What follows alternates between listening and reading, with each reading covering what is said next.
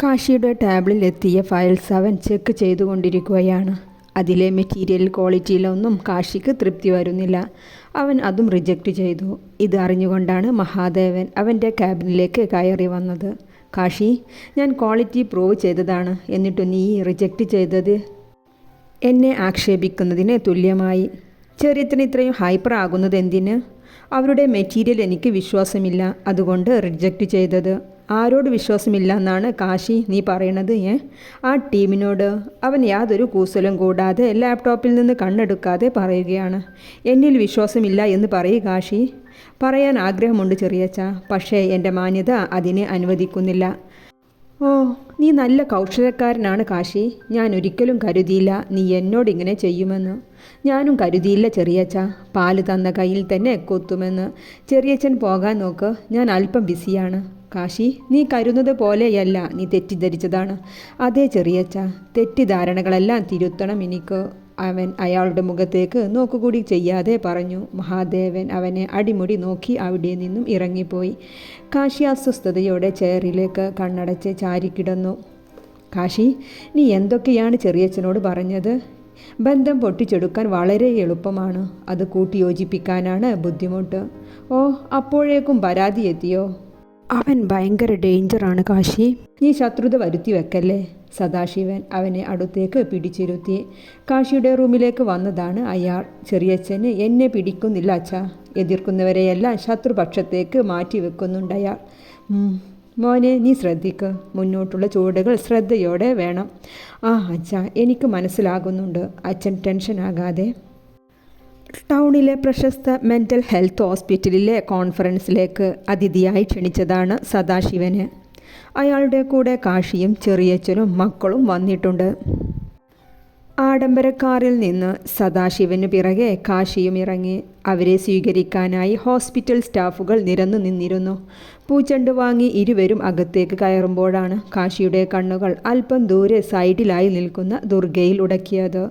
അവൻ cooling glass കണ്ണിൽ നിന്നും എടുത്ത് അവളെ ആശ്ചര്യത്തോടെ നോക്കിയതും ദുർഗ അതേ സമയമാണ് കാശിയെ ശ്രദ്ധിച്ചത്. അവളുടെ ചുണ്ടിലൊരു ചെറിയ പുഞ്ചിരി നിറഞ്ഞു നിന്നു. എന്നാൽ തൊട്ടുപിറകിലായി ഉണ്ടായിരുന്ന രൂപേഷ് അവളെ ഒരു പുച്ഛച്ചിരിയോടെ നോക്കുന്നുണ്ടായിരുന്നു. അവനെ ഞെട്ടലോടെയാണ് ദുർഗ നോക്കിയത്. അവളുടെ മനസ്സിലൂടെ രൂപേഷിൻ്റെ വീട്ടിൽ നിന്ന് അവൻ നൽകിയ ദുഃഖാനുഭവമാണ് മിന്നിമാഞ്ഞത്. അവൾ പെട്ടെന്ന് തല താഴ്ത്തി നിന്നു.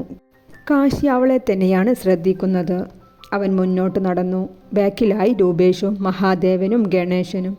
അവളുടെ അടുത്തെത്തിയതും കാശി സൈഡിലേക്ക് നിന്നു. രൂപേഷ് അവളെ ഒരു പുച്ഛച്ചിരിയോടെ നോക്കി അടുത്തുകൂടെ കടന്നുപോയി. കാശി അവൻ്റെ മുഖത്തേക്ക് തന്നെ നോക്കി നിന്നു. അവൻ പോയതും കാശി ദുർഗയുടെ അടുത്തേക്ക് വന്നു. ഹായ്.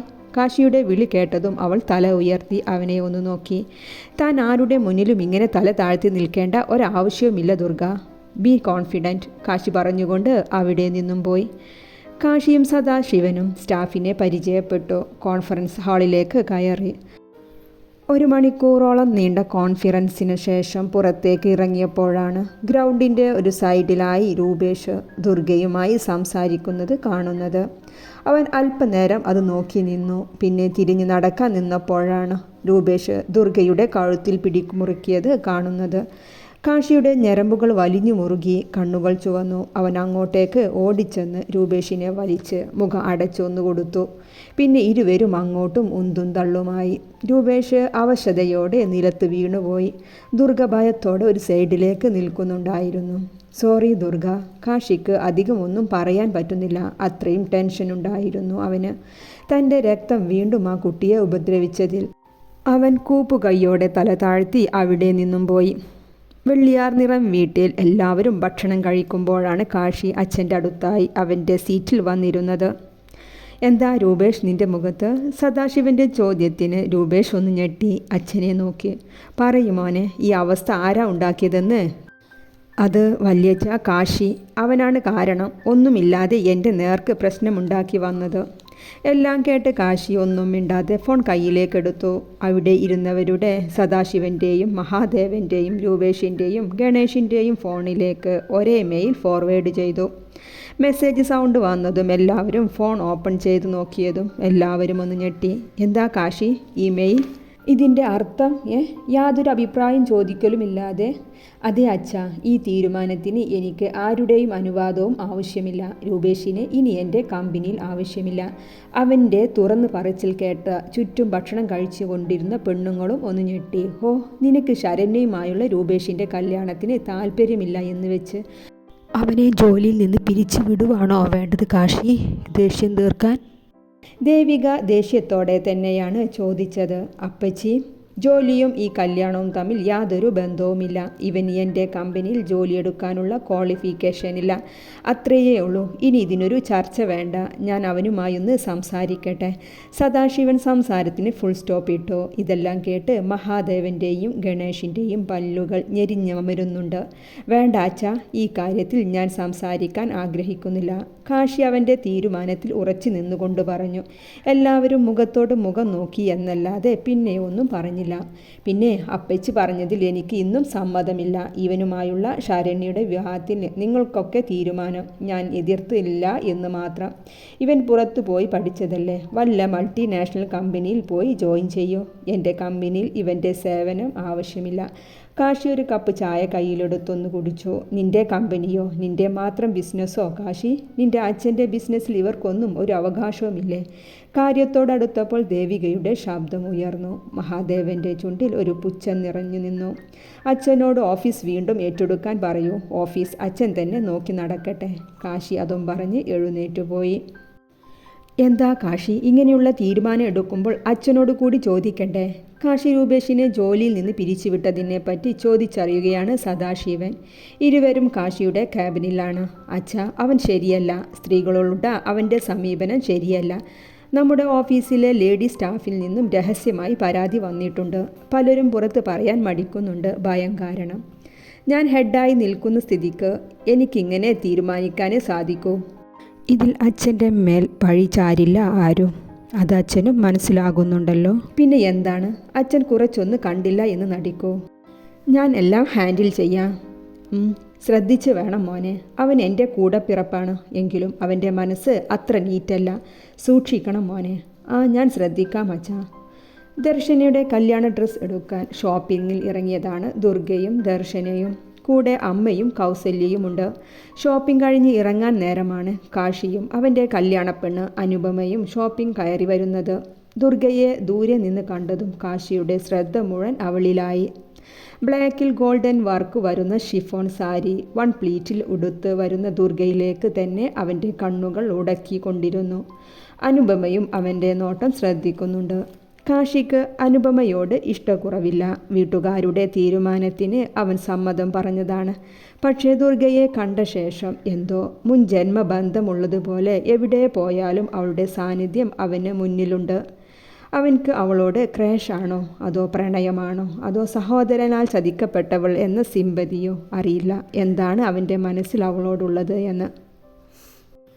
ദർശനയുടെ കല്യാണമാണിന്ന്. ആഡംബരങ്ങളെല്ലാം കുറച്ച് ഒരു വിവാഹമായിരുന്നു അത്. അടുത്ത ബന്ധത്തിലുള്ളവർ മാത്രം ഒതുങ്ങിയ വിവാഹം. മൂത്ത മകളുടെ വിവാഹം മുടങ്ങിയതിൻ്റെ ചർച്ചകളും മുറുമുറുക്കലും അവിടെയും നടക്കുന്നുണ്ട്. ഏതായാലും വിവാഹം ഭംഗിയായി നടന്നു. കല്യാണപ്പെണ്ണിനെ യാത്രയാക്കുന്ന സമയം അച്ഛൻ അവളെ ചേർത്ത് നിർത്തി നെറ്റിയിൽ ചുംബിച്ചു. ദുർഗദർശനയുടെ അടുത്ത് തന്നെയുണ്ട്. അപ്പച്ചി കൗസല്യക്ക് അത് തീരെ ഇഷ്ടപ്പെടുന്നില്ല. വടക്കേടത്ത് വീട്ടിൽ രേണുകയും ദർശനയും ഒഴികെ വേറെ ഒരാളും ദുർഗ എന്ന ഒരാൾ ആ വീട്ടിൽ ഉള്ളെന്ന ചിന്ത കൂടിയില്ല. ദർശനെ, നീ ഇവളെ ഇങ്ങനെ പറ്റി നടക്കണ്ട. ഇവളടുത്ത് നിന്ന് മാറി നിന്നു. നിന്റെ ജീവിതം കൂടി ഇവൾ കാരണം നശിക്കും. കൗസല്യ ദുർഗയെ നോക്കിക്കൊണ്ടാണ് പറഞ്ഞത്. അപ്പച്ചി, എന്തൊക്കെയാണ് ഈ പറയുന്നത്? എൻ്റെ ചേച്ചിയാണിത്. ദർശനയ്ക്ക് അവർ പറഞ്ഞത് ഇഷ്ടപ്പെടാത്തതുപോലെ പറഞ്ഞുകൊണ്ട് മുഖം തിരിച്ചു കളഞ്ഞു. കൗസല്യക്ക് അത് പിടിച്ചില്ല.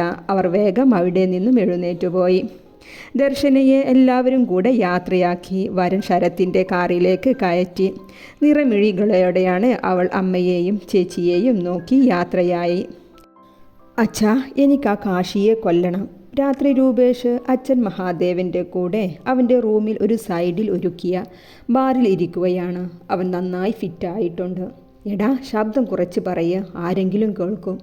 കള്ളിൻ്റെ മുകളിൽ അവൻ്റെ ശബ്ദം ഉയർന്നതും കണ്ടതും മഹാദേവൻ അവൻ്റെ വായ പൊത്തിക്കൊണ്ട് പറഞ്ഞു, അച്ഛൻ ഇങ്ങനെ ഇരുന്നോ? അച്ഛനും ഏട്ടനുള്ള കുഴി അവൻ വെട്ടിത്തുടങ്ങിയിട്ടുണ്ടാകും. നീ സമാധാനപ്പെട്, എല്ലാറ്റിനും ഞാൻ വഴി കണ്ടിട്ടുണ്ട്. അച്ഛാ, നമുക്കൊരു പുതിയ ബിസിനസ് തുടങ്ങാം. എങ്ങനെ തുടങ്ങാമെന്നാ മോനെ? അതിന് നമ്മുടെ കയ്യിലുള്ളതൊന്നും മതിയാകില്ല. പിന്നെ നീ ഒന്ന് ക്ഷമിക്ക്. ഇതൊക്കെ നമ്മുടേത് ആക്കുന്ന സമയം അധികം ദൂരമില്ല മോനെ. അതിനുള്ള കരുക്കൾ ഞാൻ തയ്യാറാക്കി കഴിഞ്ഞു. ഇനി എണ്ണമറ്റ ദിവസങ്ങൾ മാത്രം. നിൻ്റെയും എൻ്റെയും ശത്രു ഒന്നു തന്നെയാണ്.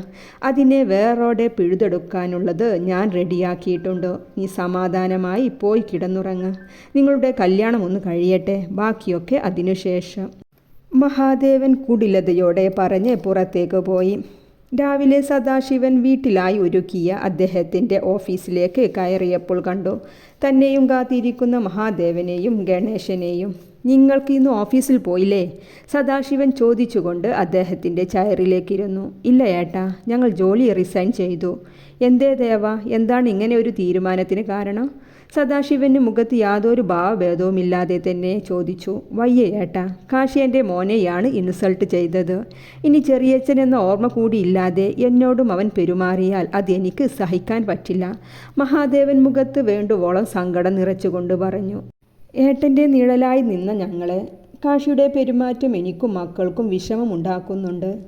ദേവ, ബിസിനസ് തുടങ്ങാനുള്ള നിങ്ങളുടെ തീരുമാനത്തിന് ഞാൻ എതിർപ്പൊന്നും പറയുന്നില്ല. എല്ലാം മംഗളമാവട്ടെ. കാശിയുടെ തീരുമാനത്തിൽ ഞാൻ തെറ്റൊന്നും കാണുന്നില്ല ദേവ. ഒരു മാറ്റം ആവശ്യമാണ്, എല്ലാ രീതിയിലും. Best of luck.